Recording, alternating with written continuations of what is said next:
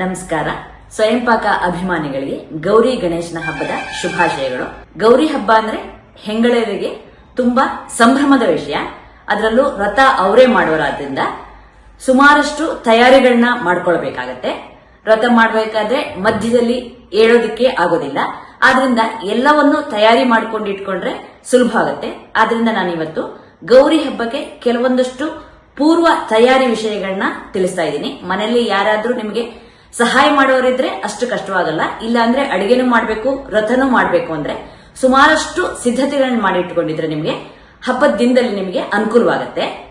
ಅರಿಶಿನ, ಕುಂಕುಮ, ಅಕ್ಷತೆ ಕಾಳು, ಹಾಗೆ ನಾನು ಇನ್ನೊಂದು ಪಂಚವಾಳ ಕೂಡ ಇಟ್ಕೊಂಡಿದ್ದೀನಿ. ಅದಕ್ಕೆ ಸ್ನಾನ ಮಾಡಿದ್ಮೇಲೆ ಅಂದ್ರೆ ಬೆಳಿಗ್ಗೆ ತುಂಬೋಣ ಅಂತ ಹೇಳಿ ಹಾಗೆ ಇಟ್ಟಿದ್ದೀನಿ. ಹೂವುಗಳು, ಕಟ್ಟಿದ ಹೂವು, ಬಿಡಿ ಹೂವು ಎಲ್ಲ ಇಟ್ಕೊಳ್ಳಿ. ನಾನು ಅಷ್ಟನ್ನು ಇಟ್ಟಿಲ್ಲ, ನಿಮಗೆ ಗೊತ್ತಾಗ್ಲಿ ಅನ್ನೋದಕ್ಕೆ ಸ್ವಲ್ಪ ಇಟ್ಟಿದ್ದೀನಿ ಅಷ್ಟೇ.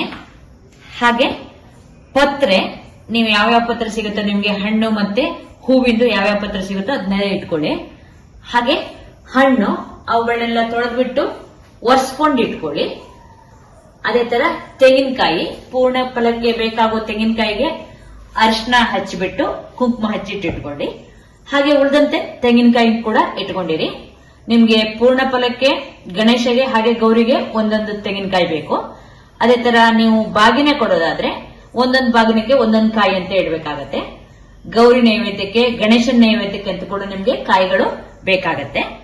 ಅದೇ ತರ ಊದಿನ ಕಡ್ಡಿ, ಕರ್ಪೂರ, ಹಾಗೆ ಹೂಬತ್ತಿ, ಎಳೆಬತ್ತಿನ ಕೂಡ ತೊಯಿಸಿ ರೆಡಿ ಮಾಡಿ ಇಟ್ಕೊಳ್ಳಿ.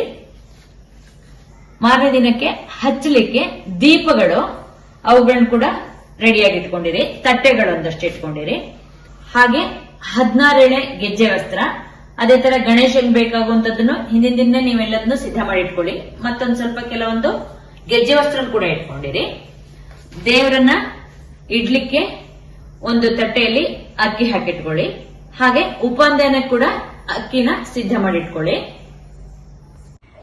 ದಕ್ಷಿಣೆ ಕೂಡ ನೀವು ಸಿದ್ಧ ಮಾಡಿ ಇಟ್ಕೊಂಡಿರಿ. ಚಿಲ್ಲರೆಗಳನ್ನ ನೀವು ಪಂಚವಾಳ ಇರುತ್ತಲ್ಲ ಅದರಲ್ಲೇ ಹಾಕೊಂಡ್ರೆ ನಿಮ್ಗೆ ಅನುಕೂಲವಾಗುತ್ತೆ. ವಿಳ್ಯದೆಲೆಯನ್ನು ಕೂಡ ತೊಳೆದಿಟ್ಕೊಳ್ಳಿ.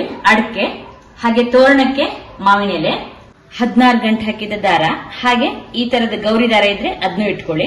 ಹಾಗೆ ಬಳೆ, ಗೆಜ್ಜೆ ವಸ್ತ್ರ, ಅದೇ ತರ ಬಿಚ್ಚೋಲೆ, ಬ್ಲೌಸ್ ಪೀಸು, 16 ಎಳೆದು ಗೆಜ್ಜೆ ವಸ್ತ್ರ, ಇದನ್ನು ಕೂಡ ಸಿದ್ಧ ಮಾಡಿ ಇಟ್ಕೊಳ್ಳಿ. ಹಾಗೆ ಮೊರಕ್ಕೆ ಬೇಕಾದಂತಹ ಪದಾರ್ಥಗಳನ್ನೆಲ್ಲ ಹಾಕ್ಬಿಟ್ಟು ಅದನ್ನು ಕೂಡ ತಯಾರು ಮಾಡಿ ಇಟ್ಕೊಳ್ಳಿ.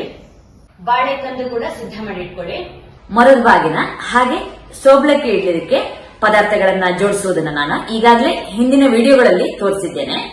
ಹಾಗೆ ಮಂಟಪವನ್ನು ಕೂಡ ನೀವು ಸ್ವಚ್ಛ ಮಾಡಿಕೊಂಡು ಅದನ್ನು ಸಿದ್ಧ ಮಾಡಿ ಇಟ್ಕೊಂಡ್ರೆ, ಅಂದ್ರೆ ಅದಕ್ಕೆ ಬೇಕಾದಂತಹ ಅಲಂಕಾರಗಳನ್ನು ಕೂಡ ನೀವು ಮಾಡಿ ಇಟ್ಕೊಂಡ್ರೆ ಅನುಕೂಲವಾಗುತ್ತೆ.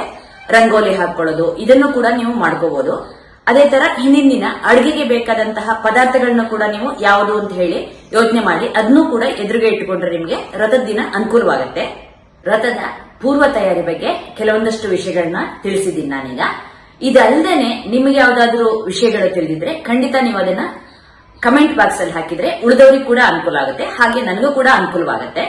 ಹಬ್ಬದ ಭರದಲ್ಲಿರುವಂತಹ ನಿಮಗೆ ಈ ಪೂರ್ವ ತಯಾರಿಯ ವಿಷಯಗಳು ಅನುಕೂಲವಾಗಲಿ ಅಂತ ಹೇಳಿ ನಾನು ಈ ವಿಡಿಯೋ ಮಾಡಿದ್ದೇನೆ. ನಮಸ್ಕಾರ.